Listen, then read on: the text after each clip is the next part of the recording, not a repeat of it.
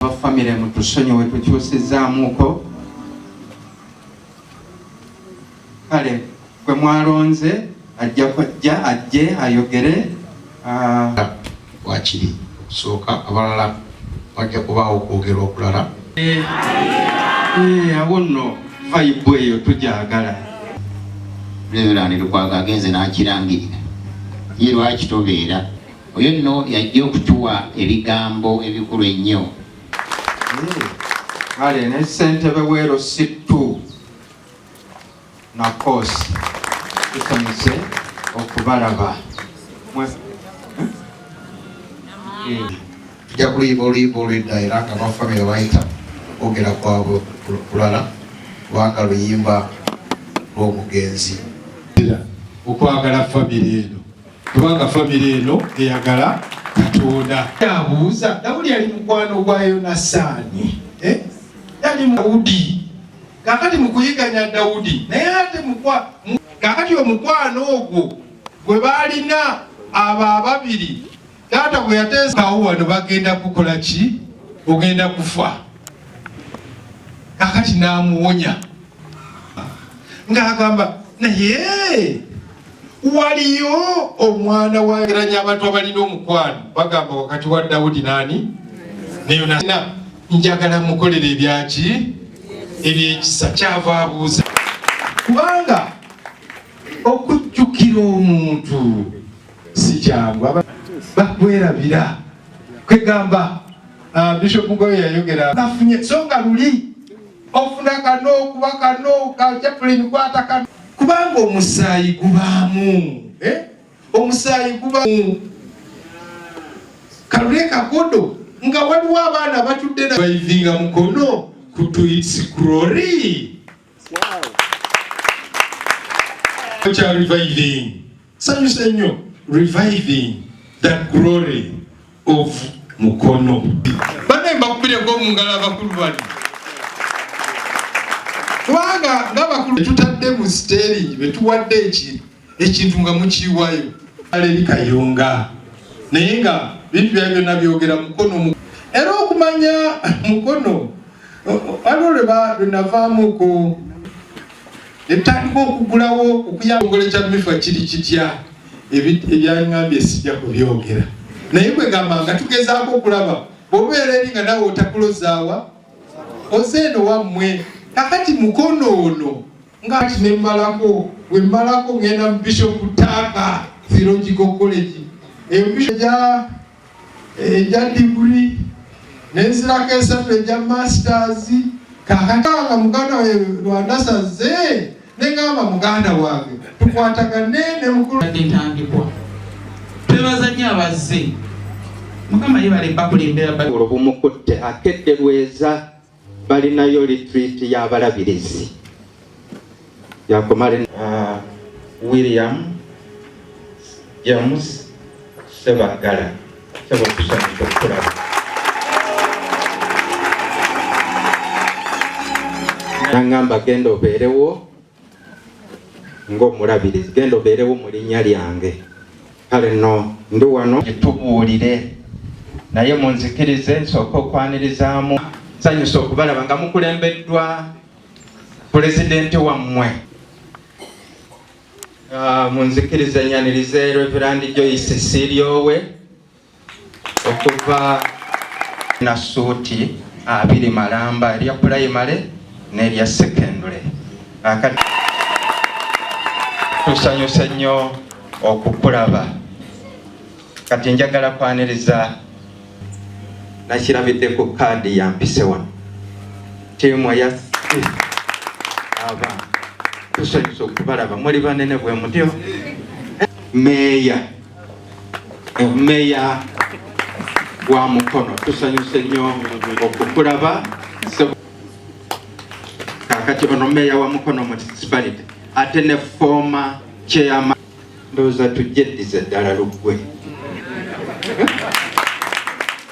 nabitubuulira kale nno Mukama waffe yebazibwe abalala tujja no ng'omulabirizi w'obulabirizi bw'e Mukono olwo bumukutte akedde lweza balinayo retreat y'abalabirizi yakomale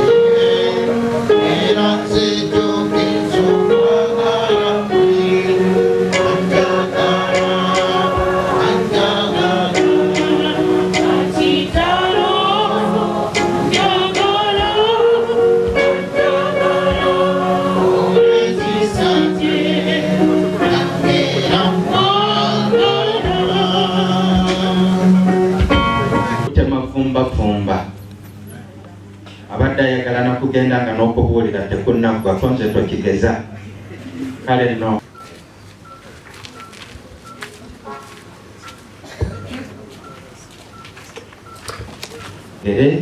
oba mwogere mutubuulire mutusiigire ekifaananyi kale nno mu ngeri eyo munzikirize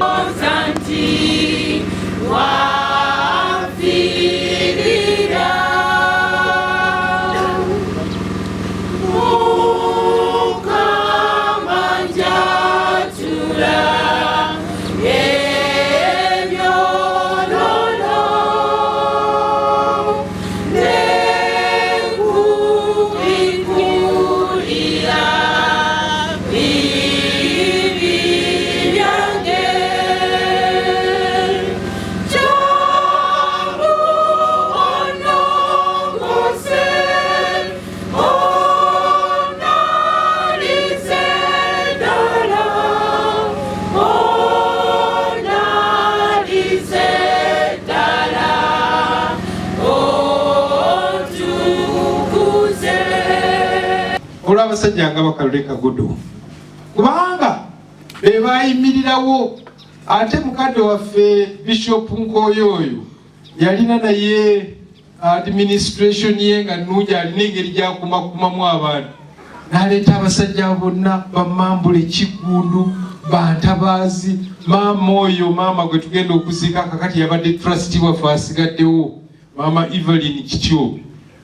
nga balinnya olusozi olwo nga batula mu kigange w'omulabirizi nga bateesa olw'okulaakulana kw'obulabirizi bw'e Mukono. Era njagala okubategeeza nti ekiseera Bishop Nkoyo bwe yaviira mu bulabizi bwaffe nga Mukono bagiyita Model Diocese nga tufuuse modo ki? Model Diocese. So boogedde ku Mukono district okubeera Model District neŋŋamba nti nno Mukama yeebazibwe olw'ekintu ekyo okukola ki? Okukomawo. So twagala okwebaza nze nja kwogera ku Mukulu Kagodo ku ludda lwa kkanisa ebyobusuubuzi mubimanyi n'ebyeddiini n'ebya politics nabyo gyebiri naye ffe ku ludda olwaffe olw'ekkanisa. Mwami Kalule Kagodo ng'ali wano ate ne wabeerawo ekinalaba oluvannyuma ekyamagero. Taata wange bali bamuyita Reverend George Asaph Walusimbi ali mukulu wa Twale. Yali agenda kuwumula ne baga nti tojja kuwumula tukyakutumyewa e Namuyenje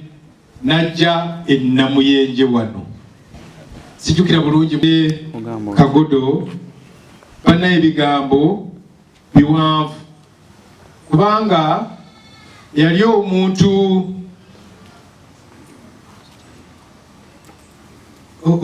kagamba ow'enjawulo, man for all seasons. Ab'ebyobufuzi bamumanyi ng'ow'ebyobufuzi ate abasuubuzi bamumanyi ng'abasuubuzi nga bwe munaasoma mu byafaayo. Ate ffe eno mu kyaki ate ffe bebimu ku mpagi empagi ze bayita empagi ez'ekkanisa ezaali ez'obulabizi bwaffe kubanga obulabizi bwaffe bwali butandika kwate bunabona kutandika nga tukyali bulabizi bwe Namirembe. Buno obusumba bwe Namuyenje waliwo ekiseera nga tulina omulabizi waffe Bishop Danstan Nsubuga. Ate Bishop Nsubuga oyo nze yanjawula,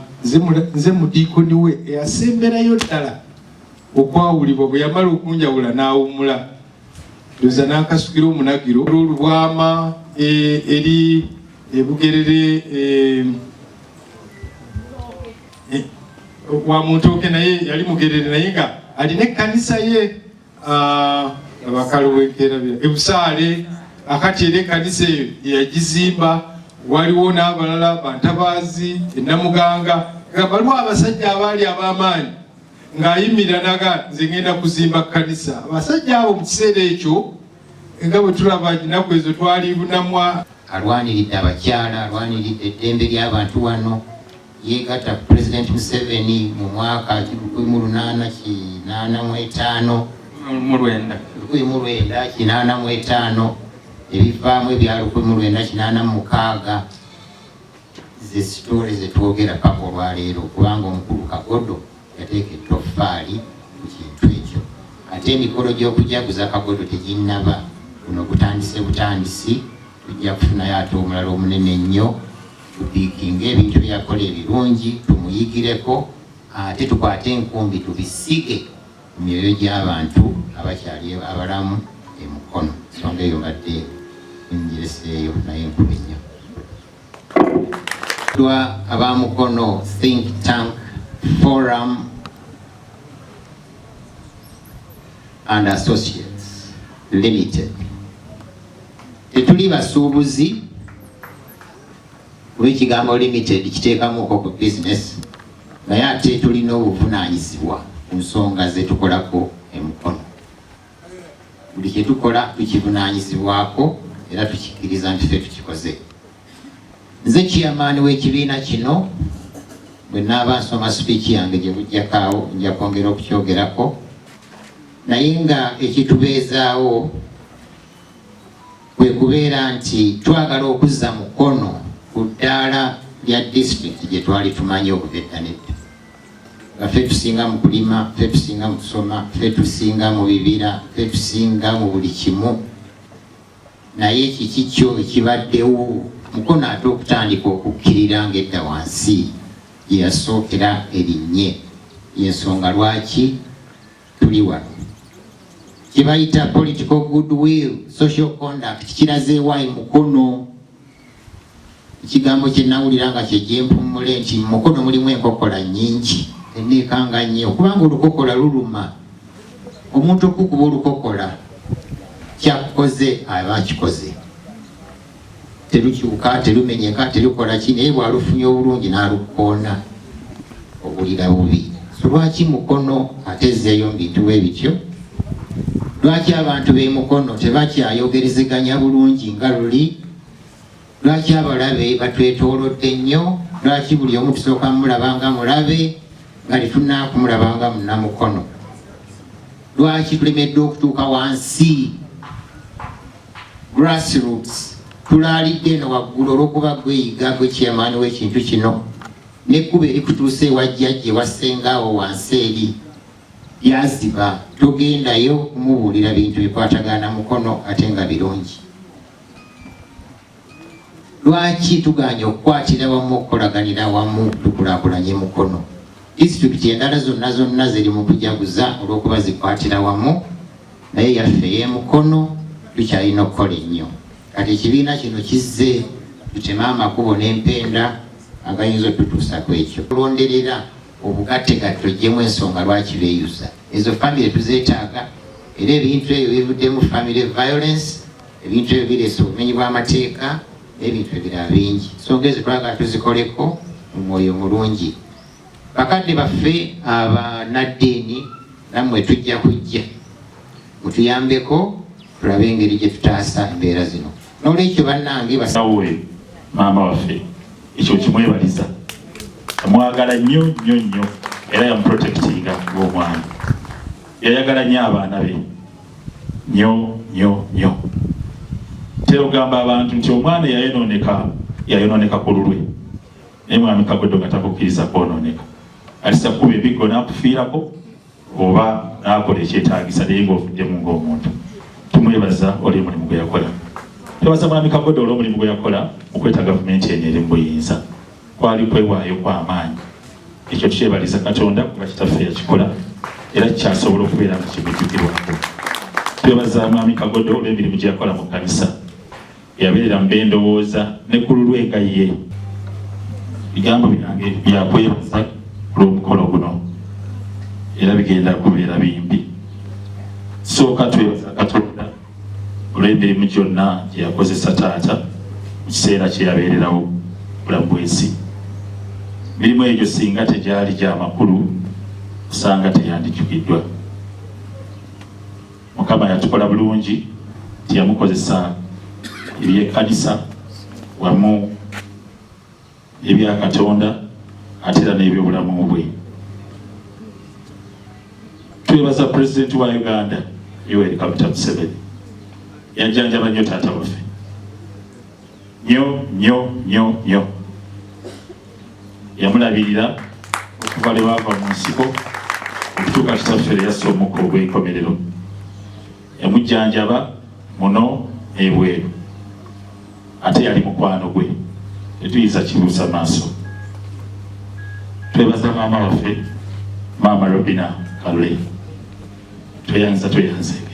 weebale nnyo. Walabirira taata okuva lwe walayira okutuuka lwe yagenda, ate naffe otukuumye okutuuka essaawa zino. Tweyanze. Taata Kakande weebale nnyo, weebalire ddala. Taata Kakande yatuddewa ne maama, tukwebaza. Taata Kakande yatuzaala nga taata waali, n'atuzaala nga taata ali mu ddiiro, n'atuzaala nga taata afuddewo, na kaakati n'enkya. Ssebo tweyanze. Webaza Kristange tujjako taata gwe munamanya n'abajja think tank okukona kwagala kwebaza kubanga ensonga eno twagiyiga dda naye nababwefutuka ambajukizayo akantu kamu